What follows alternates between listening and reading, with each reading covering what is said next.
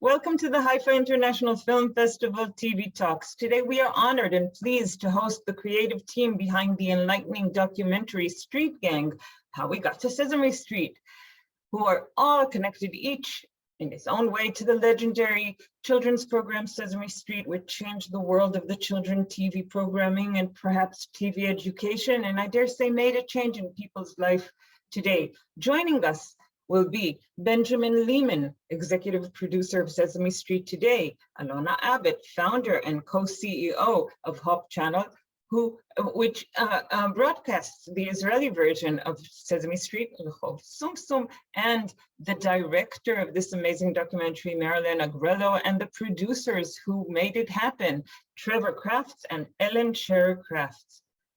Hello, everyone. Let's begin with a little icebreaker. How about telling me your first important or significant major Sesame Street memory? I'll start with this. My most significant first introduction to Sesame Street was meeting Oscar the Grouch. I had never, ever seen a character like this on television who really said it exactly how he felt, and that made such an impression on me, and I love him to this day for that. Okay, how about you guys, producers? Yeah, I'll jump in. I think, you know, the thing that I remember from watching it as a kid, the one animation sequence that always stuck out to me is, you know, the loaf of bread, a container of milk, and a stick of butter. I loved that little girl and her confidence and her memory and just going down the street to what I didn't have, which was like a bodega on the corner to go get the stuff that her mom sent her to do. And I just thought, what an amazing place that she lives, and I just wanted to be like her. And I remember watching the show with my parents, and I think the memory that sticks out to me so much, we were like in our basement watching the show, just how much we laughed together. You know, it was just such a fun experience, and we were always cracking up, and I loved Guy Smiley and Grover, and it's just like, it's the, you know, I think that's what sticks with me the most, is just those memories that I have with my parents of us all being able to watch it together. And it was so much fun. I'm going to talk to you about the co-viewing later, because I also remember how my mother used to find Grover hilarious, and just watching her laugh so much about him was also like great for me. How about you, Ben? Well, you know, similar to Marilyn, my memory, rather than being of a specific segment, is really around Cookie Monster. He is my all-time favorite character. And I've thought about this a lot as an adult and as someone who works on Sesame Street. And you know, what I love so much about Cookie Monster is he's so entirely predictable. You never quite know what he's going to do, but at the end of every single segment, he's going to eat cookies. And I just find that so fun and joyful. And it's just, I just love it. And satisfying.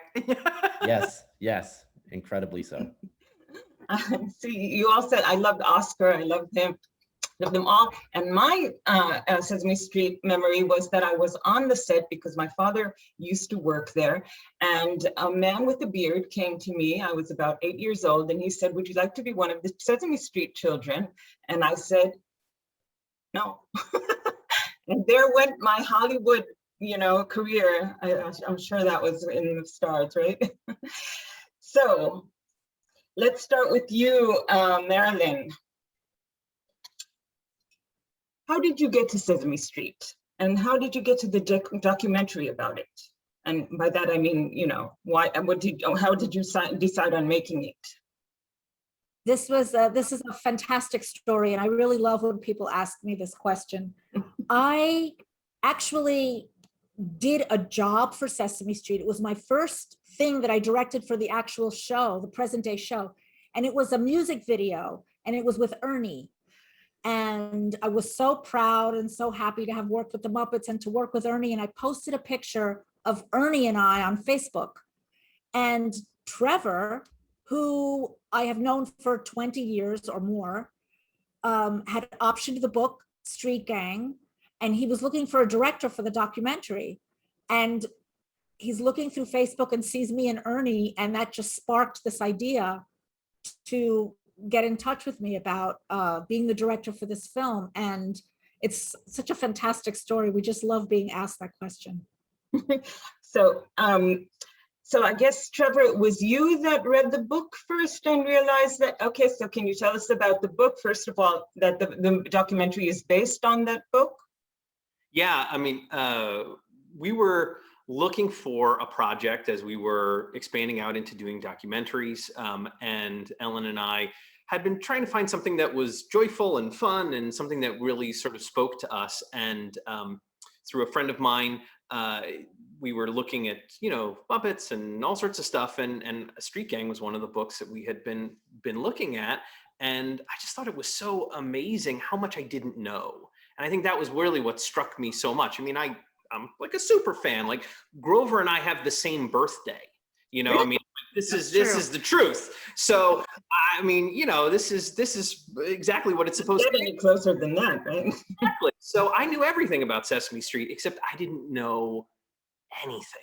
I didn't know who John Stone was. I didn't know the lengths that that this original gang went to put this amazing thing together. And I handed the book over to Ellen and I said, "You have to read this because I think this is our next project."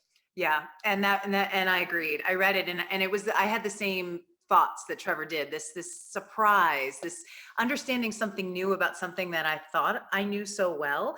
And we thought, if we felt that way, that's an incredible feeling that we can share with an audience. And we really, it took us a little while. You know, we were so excited when Marilyn came on board and we started talking about how we were going to tell this story, but it very quickly became clear to all of us, based on that initial feeling, that the story really needed to be about the origin story, like how this gang came together and the intentionality of this amazing group of, you know, disparate characters really that came together with this idea about creativity and the intention of helping children that did not have equal access to education due to race and poverty. And we knew that this was an incredibly important story that we wanted to tell.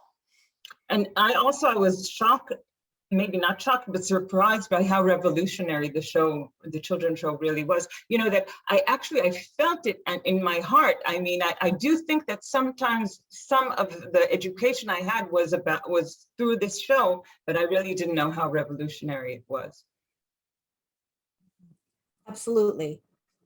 Absolutely. I mean, that was the most special thing about the discovery that we all made in reading this book and in getting into this material, was how it really changed the face of television, how it was something that had never been done before. And when in the process of reading the book, all these doors opened to us about information we had no idea about. But then in making the film, you know, documentaries take you on their own journey, and everyone that speaks to you gives you a different part of the story that you didn't have before. And one thing that I'll remember for the rest of my life was all of the people interviewed in the film, the majority of them are in their late 70s at least, or in their 80s. They're talking about something that happened over 50 years ago. And it was clear in every interview that it was the most glorious period of their life. The way they lit up talking about this moment in time when they all got together to create this television show was fantastic. It was really a fantastic experience. And then when you think about Sesame Street, you know, the names that come to mind are always Jim Henson and Frank Oz. I mean, the Muppets always steal the thunder, right? And but there were others like John Stone and Joan Ganscooney and Lloyd Morissette. How do you ensure that their legacy continues? And, you know, ultimately, Joan Ganscooney and Lloyd Morissette are the creators of the show.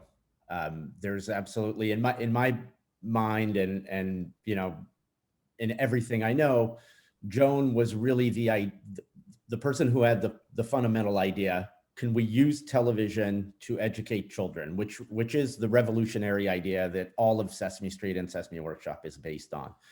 Now, from there, she found, I mean, how they found so many brilliant creators in one place, you know, and it's not just Jim Henson, Frank Oz, it's Joe Raposo, it's the educators that they worked with who were just incredibly smart and you know, innovative people.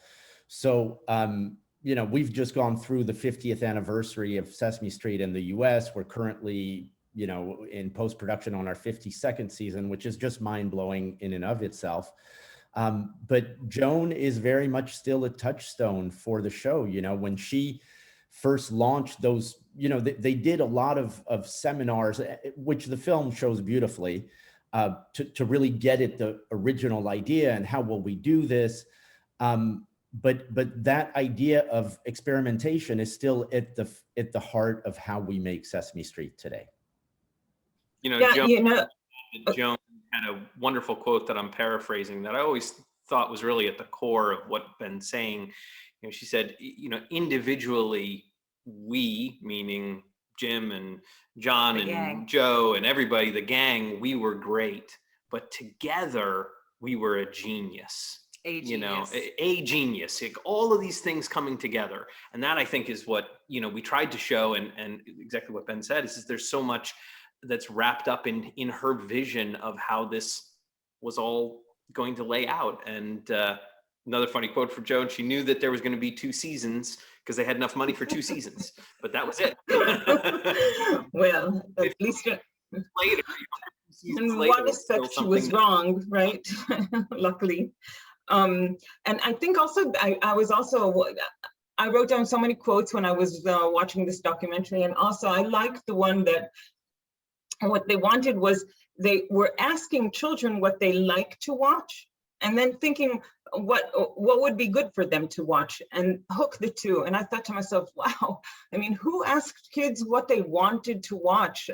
Or what they wanted at all. I mean, it was all, we know what we want for you. And I think that's also what made the show also very liberating, don't you think? Yeah, and if I could jump in there, I think, you know, part of this initial gang, you know, was, you know, this intentionality around community outreach, right? So it was the idea that you were going to go and understand the audience you were trying to reach, which was young children of color in what the term was at the time, the inner city. So, you know, to have this, you know, community outreach team that was listening to a community and what they needed and how they needed it to be served to them was revolutionary in and of itself. And that is a trend that, you know, Sesame has continued, as we know, to today. But, you know, people didn't do that, you know, and so it's one thing to have an idea about how you want to try and educate, you know, children and how you want to help children that are experiencing a gap in that education. But it's another thing to make sure that what you're actually doing reaches and resonates. And that's what the workshop did. And we see it, you know, you meet those people in the film, and it's so, and that's the secret. There's no secret to this success. It's the kernel, it's the intentionality, and it's proven that it was important. And it's a lesson that we all still need to understand and work with today, because that is where you make the connection to do good and to help, you know, and to help people. So this is like a question for all of you. I understand from what you all are saying and from the documentary that this is really, that the show was a sign of the times. As you said, Trevor, it was like an alignment of stars, right? So many, if just one thing wouldn't, you know, work, then none of this would happen. And do you think that in a different era, this, you know, the show could exist? Not exist because it did, but could be made initially? It's very interesting because in the United States in the late 60s, there was such an upheaval in our society. The Vietnam War was in full swing. The civil rights movement was very active. Women's rights was emerging. And I think that all these changes in society really fed into this group of, yes, they were performers, they were educators, but they were also activists. And they embraced all of these principles. And I think that, yes, Sesame Street could have come into existence in another era, but that era in particular gave it such a spark and such a purpose. And I think it might have been a very different show otherwise.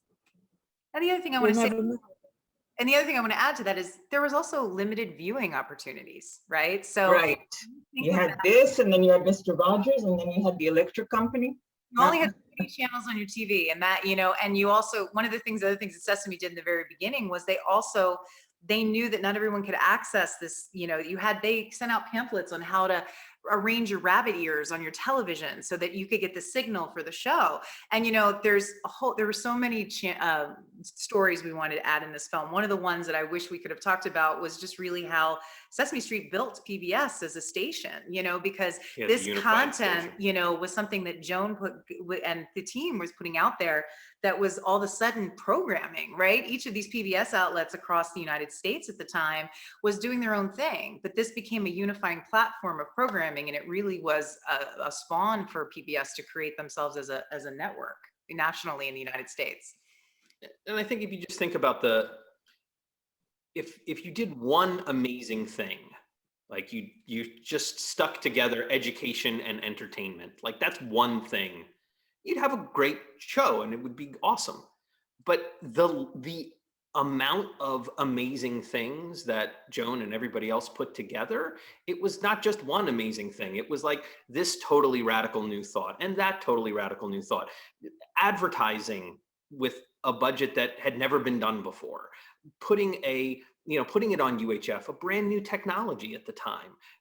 You know, all of these different things, I think all of those elements coming together, all of what Marilyn said about the social side of things, that's what changed everything. Because there isn't a single show that has to do with children today that doesn't owe a huge debt to Sesame Street, period, full stop. There's every educational curriculum, everything on Nick Jr. or Disney Plus or any other show that's geared towards young children does it because of how Sesame Street built the archetype for everybody else to follow. They all stand on their shoulders, right? So Ben, I guess you'd agree to that, I suppose. Indeed. I mean, I do think the show was very much a sign of the times. And I think, you know, Joan says it herself. She was very, you know, the civil rights movement was deeply, deeply important to her. And so the genesis of the show had that as the backdrop amongst many other things. What's incredible is that, you know, that spirit continues today, you know, so the work we do now around racial justice is because of, you know, the racial inequities that we have in our country and in society at large. The work around COVID is in response to a pandemic that started, you know, almost 2 years ago now. So it is, while it is a unique moment in time when the show started, I do like to think that spirit lives on, and we are always trying to meet the needs of kids in the moment that we are in currently. And do you want to give me maybe perhaps an example of how you deal with all kinds of issues today? For example, the COVID ones or the racial issues that have become so prominent now? Yeah, of course. I mean, we, you know, like just to start with COVID, because, you know, everybody went on lockdown and we were all working remotely, and we just found new ways of capturing video the way we're doing this virtual panel together today, which does not seem unique at all, but, you know, even a couple of years ago might have seemed weirder than it is now. We knew that we needed to help kids who were doing more online schooling. And so we create materials to help people. And you know, I think Ellen and Trevor both made this point, especially around the community outreach. We're known for the TV show, but it's really getting it to the kids is the end game. So, you know, whether that means getting in a van with a TV and going to a community and showing the TV out of the back of the van, or doing that, you know, in any remote area in the world, at the end of the day, it's reaching those kids. So, you know, and then of course, in the US, it was sparked by the murder of George Floyd, but we, you know, realized the importance of engaging, even though Sesame Street has always done this work of representation and mutual respect and being an anti-racist, you know, it felt like an important time to start doing that. And we launched a special that we shot entirely remotely called The Power of We, around being an ally and an upstander and around issues of race. So we're always trying to tackle those topics. And also not shying away from issues that people sometimes think that they're not for children, right? Yeah, and that's, I mean, that goes back, I think, to Joan and Lloyd, and I think John Stone and Jim for sure, that they never talk down to kids. You know, I mean, you see it in the early films and in Jim Henson's humor. It's like, this is not a kiddie show. This is a real Right. show, and you know that talks to the co-viewing and watching it with your parents. But it definitely is giving credit to kids, and if kids are in situations where they have parents who are incarcerated or parents who have substance abuse issues, those kids are living that every day. So it's okay to talk about it with them. In fact, it's very, very important. Oh, I totally agree. So let's talk a bit about the concept of co-viewing. The Muppets, of course, were first on, you know, comedy for grown-ups, right? That's where they began. The movie talks about the underlying humor, and also, and as I said before, you know, you find that even if there's some things that you don't, this is really, actually, it's Shakespearean, right? When Shakespeare himself, he also talked about, you know, you write a play, some people will understand parts of it, others people will understand other parts, and I think, but I talked about this with Aloma Abbott, the CEO of Hope, who produces the show here in Israel, and we don't have the star quality on the show that Sesame Street in the States has. I mean, I was watching the documentary and we see Muhammad Ali there, Stevie Wonder, Orson Welles. Who were you surprised, Marilyn, to see there? It was so phenomenal to research this story and see that very, very soon after Sesame Street debuted on television, celebrities were knocking down the door to be on this show that was aimed at preschoolers. I mean, think about that. The biggest stars in Hollywood, in music, in sports, even politicians wanted to be on this show. It's like this collective recognition that what Sesame Street had changed the game. And it was so fantastic that the adults were as engaged with this show as the children were. And for all the reasons that we know, that it enhances the educational value of discussing it with your child, it also elevated the standards of television for children. And I think once Sesame Street set this high bar, it forever stayed the standard, which is so fantastic. I mean, they broke every standard that had come before. Yeah, even music-wise, I love the recipe for the music on the show, where you had some basic things like Black Eyed Peas and pastrami, and then you had filet mignon, and they showed Dizzy Gillespie. That was amazing. I mean, like our list together for the celebrities, I think across the board, from music to, you know, everything that Marilyn said, it was about 60 pages long of people that had been on the show. And that, I mean, that list keeps just going. Just during the time frame. Just during our time frame, our film. 25-year time frame, right? But I think that's, you know, the writers, and Ben said this early on, it wasn't just Joan and John and Jim, but Joe Raposo and the music, and people like, you know, Norman and Chris Surf, that were also doing the writing and lending their very wicked sense of humor and wry sense of humor to the show. That elevated all of the co-viewing.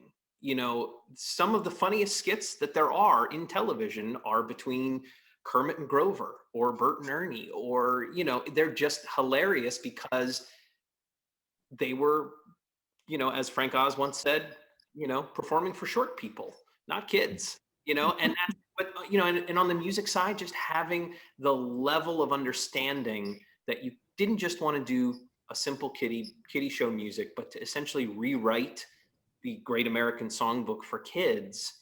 Everybody took that incredibly seriously. Everybody understood that bringing the whole family together to watch would just elevate everybody. And to your point, you're exactly right. It's Shakespearean. Some people are going to get the joke. Some kids are not going to get the joke. It's Norman says it in our film. You know, Monsterpiece Theater is funny just because it's funny. You don't need to know Masterpiece. That it's based on. Right? Yeah. laugh at One Flew Over the Cuckoo's Nest and little one comes over. It's hilarious. And it's no secret that I think I can share that for all of us on the filmmaking team, that we all fell a little bit in love with Joe Raposo in making this movie. Super hard. I think if we could have done a film about Joe Raposo, I think it was his joy, his connection to the mission of the show, his talent. I mean, it's incredible when you really, the music he could create and the time frames that he could create it.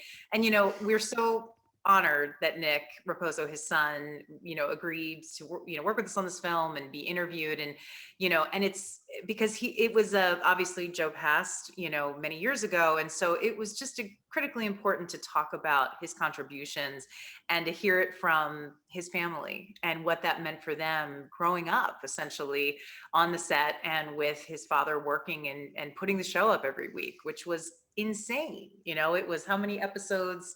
180 episodes. 180. That's something that I found amazing. With all original music. Ben's ready for 180 episodes a season. He's 100% ready for it. I'm not sure how they did it. I honestly not sure how they did 180. It's incredible. And just to add to the conversation around the music of Sesame Street, obviously we all know music is a universal language, but children love music and they get so much from it. And you can't think of another show that would have Itzhak Perlman come on and play classical music, and then the very next day have Stevie Wonder come on and play the electric keyboard on Sesame Street. It's just such a beautiful artistic expression of music. Have you had any big stars lately on the show? Of course, we continue to have stars all the time, and in fact, Itzhak came back and did a taping for the 50th special along with Patti LaBelle, Elvis Costello.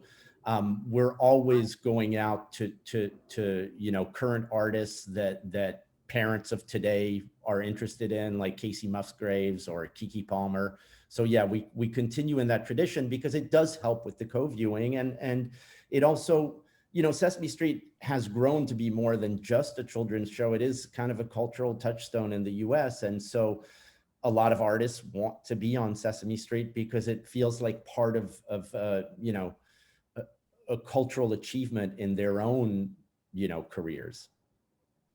So Marilyn, part of being a documentarist is like being also like an archaeologist, right? Where you sometimes you find this great treasure. And I understand that the archives that you found is your treasure. Is that right? Yes, absolutely. I mean, we were able, with our fantastic archival producer, Rich Remsburg, we were able to uncover such amazing, not only news footage of the time or footage of what New York felt like or what our society felt like, but one of my favorite pieces of archive is this public service announcement that was created in 1969. And it was a piece about send your kid to the ghetto. And this is what John Stone saw, a little piece that was filmed in Harlem. And he said, this is what this show is going to look like. And to me, we waited almost 9 months for this piece of footage to materialize. It was very hard tracking it down, but it was so important in understanding the genesis of this show. And I just wanted to mention one thing. For me, every time I mentioned to people that I was working on a documentary about Sesame Street, people would invariably say, yes, Jim Henson started Sesame Street.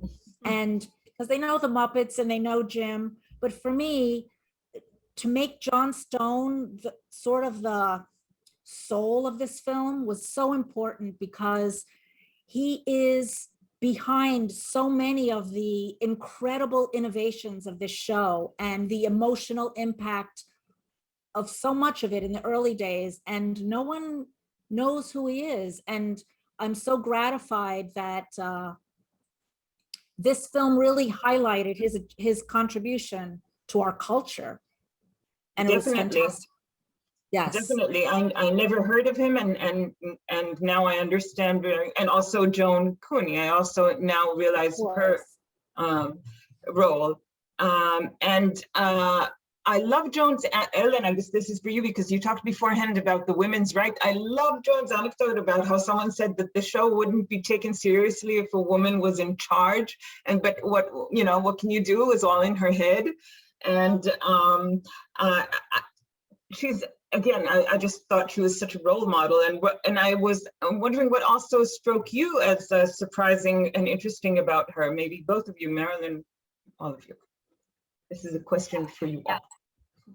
Yes, well, you know, as a female producer, you know, Joan is a personal hero of mine, you know, and you know, I think that she did a commercial in the 1980s for the American Express card, you know, and it was it was a campaign at the time, which was, you know, you don't know me, but, and they put the person's name on the card.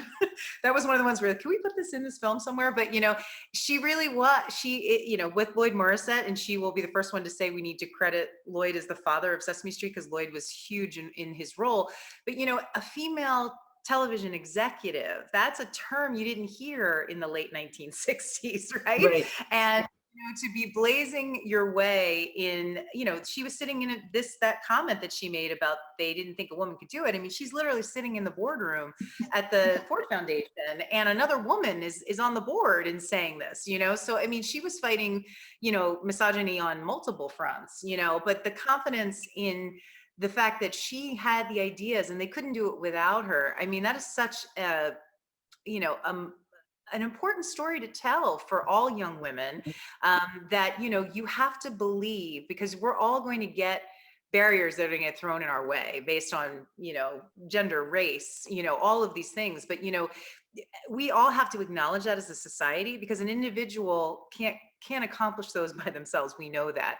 But, you know, but to have the idea that you are entitled to have what you expect in this life is so critically important. And that, you know, and we as a society need to support women and young girls, and in order for them to access those same opportunities that we know that young boys and men get.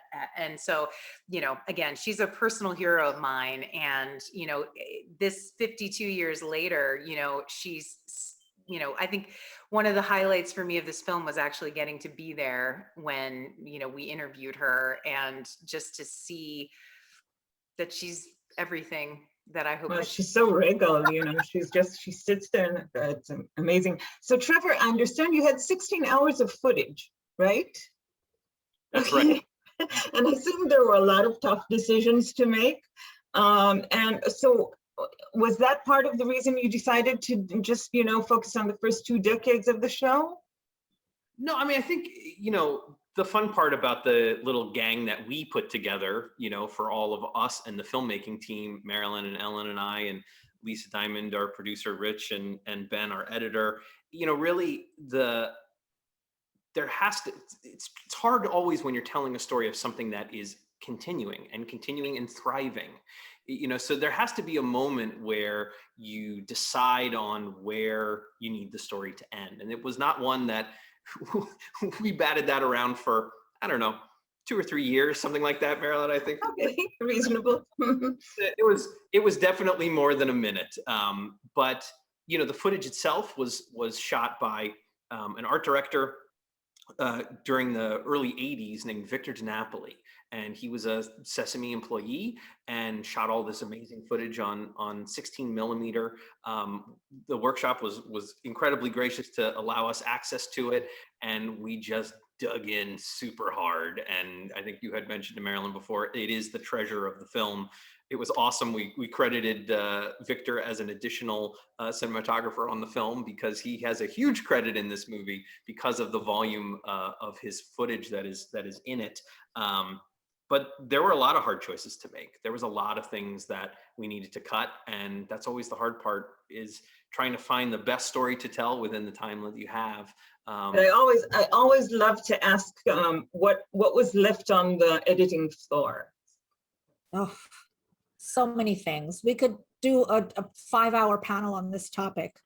I mean, you can imagine the stories that we heard. The stories about Joe Raposo is a movie in itself. All the things that we could not include about him. One of my favorites is that Joe had 3 pianos in his apartment. He had a piano in the dining room, he had a piano in the bedroom, and he had a piano in the living room because he was constantly composing in his head. And he always had to be able to get down what he was thinking of and what he was writing. And I mean, all of them, they gave, one of my favorite pieces of the film is this moment about no hours in the day. That comes from a quote of Joe Raposo, how for them, there were no hours to the day. It was about getting the show up, and it just blew us away. The emotional through line of this film is the passion of the beginning of this show. And I think that's really what guided us in what to cut away. We just started from a passion and this fire that they all had and how that manifested. And we're so pleased that the world has responded in the way it has to this film. We're so happy. Yeah. Well, I am too. So we are going to be wrapping up. I have a lot of questions though, but I guess we don't have all the time in the world. So I just want one for perhaps Ben. I was surprised to hear that the show received an $8 million budget from the Office of Education. I mean, that was surprising. Were you, I gathered that that's not the situation today. No, so, you know, as the film does a great job of kind of laying out, the show was, you know, Joan went to foundations. She went to the Carnegie Foundation. She went to the Ford Foundation with Lloyd Morrissette's help and got a grant to pilot, first to just do research and try to think about this show. You know, ultimately, the Corporation for Public Broadcasting, which is an entity in the United States that works with public television and public radios, funded the early seasons of the show. Now we're, you know, the show, as you know, Sesame Workshop is a not-for-profit organization, and everything that we make is meant to support our initiatives, to make more things to help kids.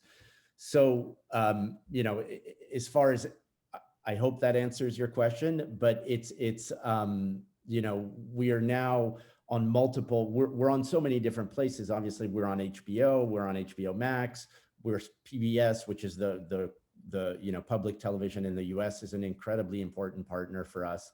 And you know, what we try to do at the end of the day is make as many programs as we can to address the different needs of kids. And I also assume that children don't watch TV so much, right? They watch on so many different platforms. So you have to adjust that. How is that done today? Yeah, I mean, it's, you know, we know that kids consume the show on iPads or, you know, telephones, websites, a lot of different ways. So part of the challenge of being a kids media producer and executive is reaching those kids where you have to. And so that includes community outreach. That includes, you know, being in the digital space and the app space, you know, being in the game space. It's hugely important, as well as, you know, creating books and other materials. So it is, it's a fractured audience for sure. But it's, you know, you just find new ways of reaching them. And I see now that Alona Abbott is joining us, the CEO from Hope, and who broadcasts the Israeli version of Sesame Street. In Hebrew, it's called Rexov Sumsum. And so then, when did the show become international? When was it like a format that was in other countries? You know, incredibly, it was almost right away, because the show launched in 1969, and then by 1971 there was the first co-productions, and you know, there was one in Germany, there was one in Mexico, there was one in Brazil. Obviously, Alona can talk about the early years in Israel and through to today, but the show is seen in 150 different countries. It's viewed by something like 150 million children every quarter. So, you know, if you look at it globally, in any given year, 600 million kids around the world watch Sesame Street in one version or another.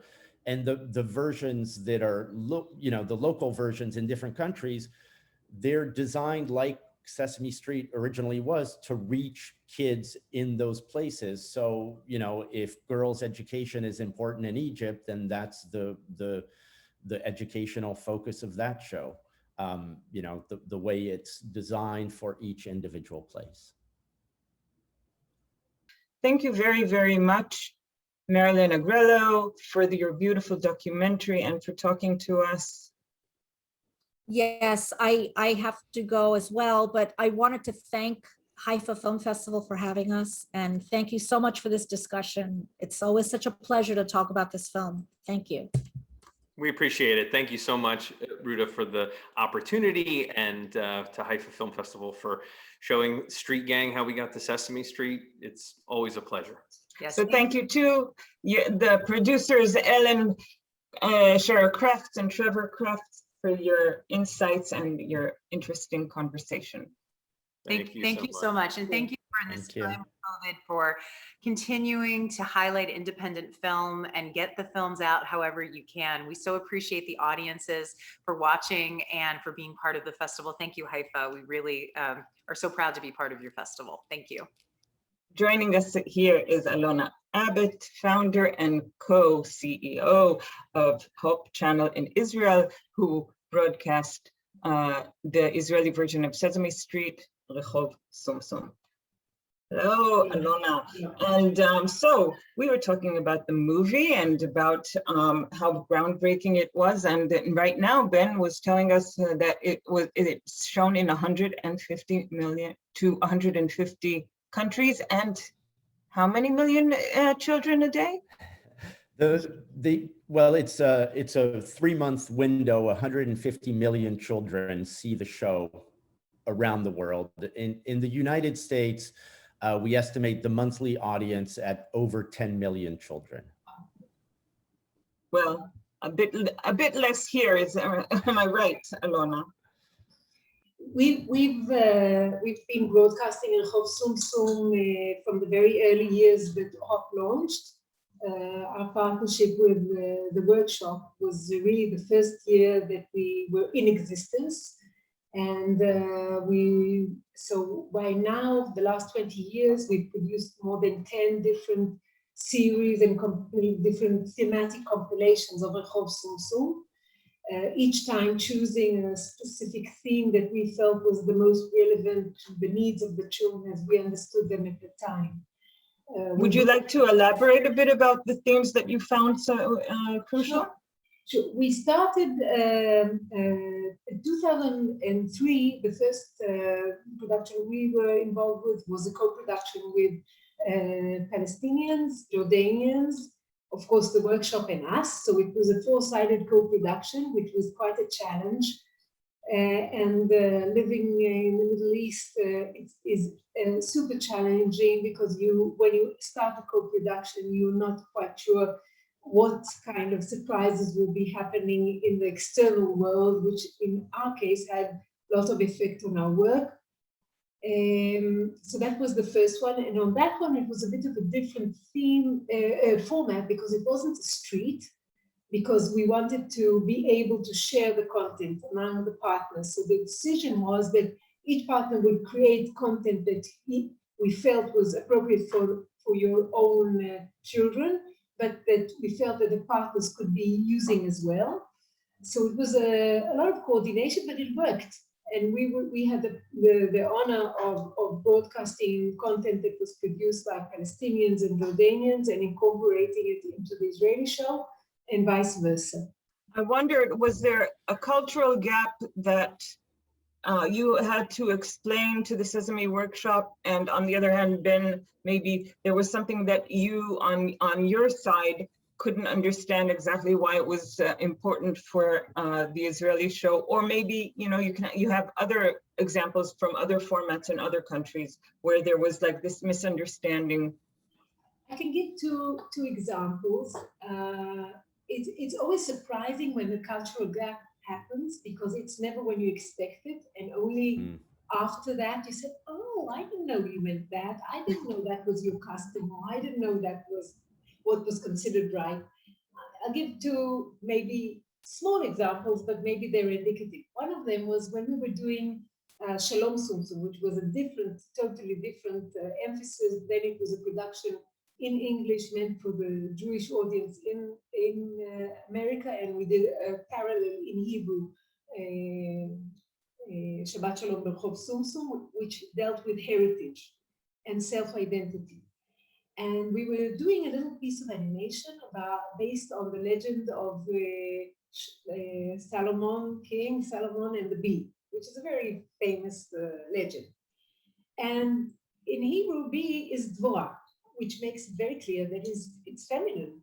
So we were sending these drawings of the very cute bee with long lashes and looking very feminine.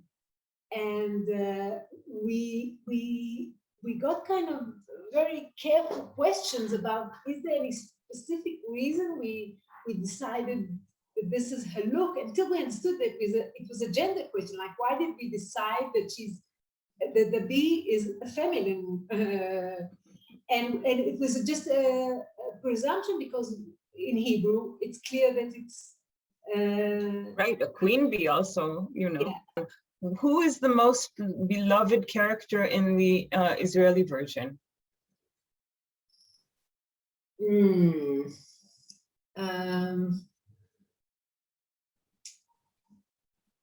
Okay, I'll start with the character. I think Ofnik is still the easiest one to relate to, and that is because he's the negative or relatively negative character.